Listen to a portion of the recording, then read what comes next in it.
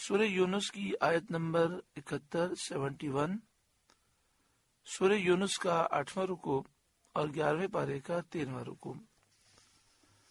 اللہ رب العالمین نے ارشاد فرمایا وَاتْلُ عَلَيْهِمْ نَبَأَ نوح، اور انہیں نوح کی خبر پڑھ کر سنائیے۔ اذ قال لقومه یا قومی، جب انہوں نے اپنی قوم سے کہا اے میری قوم، ان کان کبر علیکم مقامی وتذکیری بآیات اللہ، اگر تم پر شاق گزرا ہے میرا کھڑا ہونا اور اللہ کی نشانیاں یاد دلانا، فعلی اللہ توکلت، تو میں نے اللہ ہی پر بھروسہ کیا، فاجمعوا امرکم، تو مل کر کام کرو، وشرکاءکم ثم لا یکن امرکم علیکم غمہ، اور اپنے جھوٹے معبودوں سمیت اپنا کام پکا کر لو، تمہارے کام میں تم پر کچھ کمی اور کجی نہ رہے، ثم اقضوا الیہ، پھر جو ہو سکے میرا کر لو، ولا تنظرون، اور مجھے مہلت نہ دو۔ حضرت نوح علیہ السلام کا واقعہ بیان کیا گیا۔ آپ نے اپنی قوم سے فرمایا کہ میری قوم، میں ایک لمبی مدت سے تمہارے درمیان موجود ہوں۔ حضرت نوح علیہ السلام نے 950 برس اپنی قوم کو تبلیغ فرمائی، تو اتنا طویل عرصہ تمہارے ساتھ رہنے کی وجہ سے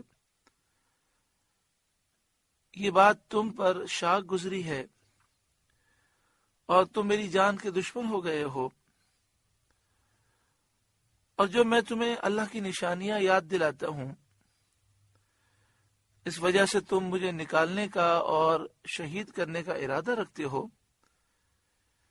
تو میں نے اللہ ہی پر بھروسہ کیا، میں نے اپنا معاملہ اللہ کے سپرد کیا،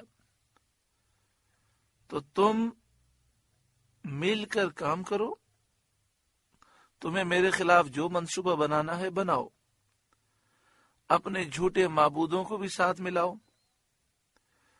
اور اچھی طرح میرے خلاف تم منصوبہ بنا لو، ثم اقضوا الیہ، پھر جو ہو سکے میرا کر لو، ولا تنظرون، اور مجھے مہلت نہ دو، مجھے کچھ پرواہ نہیں ہے۔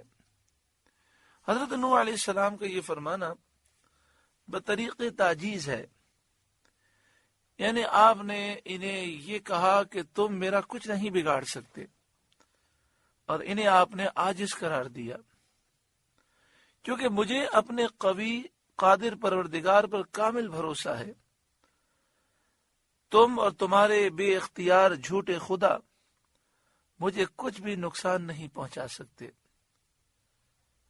فَإِن تَوَلَّيْتُمْ، پھر اگر تم منہ پھیرو اور میری نصیحت کو تسلیم نہ کرو، فَمَا سَأَلْتُكُم مِّنْ أَجْرٍ، تو میں تم سے کچھ اجرت نہیں مانگتا، یعنی اگر تم میری بات تسلیم نہ کرو گے تو میں تم سے کوئی مزدوری تو مانگتا نہیں ہوں کہ مجھے یہ افسوس ہو کہ میری مزدوری مجھے نہ ملی یا میری تنخواہ میں کوئی کمی آئے گی، مجھے تو اس کی پرواہ ہی نہیں۔ ان اجری الا علی اللہ، میرا اجر تو صرف اللہ پر ہے، میں تو اللہ کی رضا کے لیے تمہیں تبلیغ فرماتا ہوں، وہی مجھے جزا دے گا، میرا واعظ و نصیحت خاص اللہ کے لیے ہے، کوئی دنیاوی مقصد نہیں ہے۔ وَأُمِرْتُ أَنْ أَكُونَ مِنَ الْمُسْلِمِينَ، اور مجھے حکم ہے کہ میں مسلمانوں سے ہوں، میں مسلمان ہوں اور مجھے مسلمان رہنے کا حکم ہے۔ فَكَذَّبُوهُ، تو انہوں نے نوح علیہ السلام کو جھٹلا دیا۔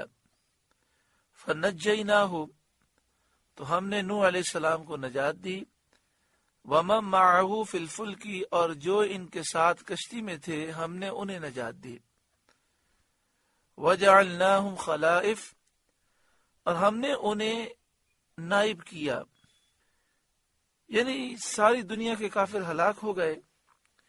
اس کے بعد جو کشتی میں سوار تھے وہ دنیا میں ساکن ہوئے اور انہوں نے دنیا سے فائدہ اٹھایا۔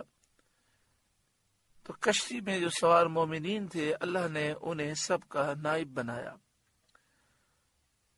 وَأَغْرَقْنَا الَّذِينَ كَذَّبُوا بِآيَاتِنَا، اور جنہوں نے ہماری آیتیں جھٹلائیں ہم نے ان کو غرق کر دیا، ڈبو دیا۔ فَانظُرْ كَيْفَ كَانَ عَاقِبَةُ الْمُنذَرِينَ، تو دیکھو ڈرائے ہوئوں کا انجام کیسا ہوا، جنہیں ڈر سنایا گیا اور جنہوں نے تسلیم نہ کیا ان کا کیسا برا حال ہوا۔ حضرت نوح علیہ السلام کے زمانے میں ایک طوفان آیا، 40 دن تک بارش ہوئی، ایسا لگتا تھا جیسے آسمان سے نلکے کھول دیے گئے، مشکیں الٹ دی گئیں۔ 40 دن تک مسلسل تیز رفتار بارش ہوئی۔ زمین کا یہ عالم تھا کہ زمین کا چپا چپا چشمہ بن گیا اور زمین نے اپنے اندر موجود پانی کو باہر اگل دیا، یہاں تک کہ اتنا پانی ہوا کہ پہاڑوں کی چوٹیاں بھی پانی میں ڈوب گئیں۔ بس جو کشتی میں سوار تھے وہی بچے، باقی سب ہلاک ہوئے۔ ثم بعثنا من بعدی رسلا الی قومہم، پھر اس کے بعد اور رسول ہم نے ان کی قوموں کی طرف بھیجے، حضرت ہود علیہ السلام، حضرت صالح، حضرت ابراہیم، حضرت لوط، حضرت شعیب علیہ السلام۔ فجاؤہم بالبینات، وہ ان کے پاس روشن دلیلیں لائے۔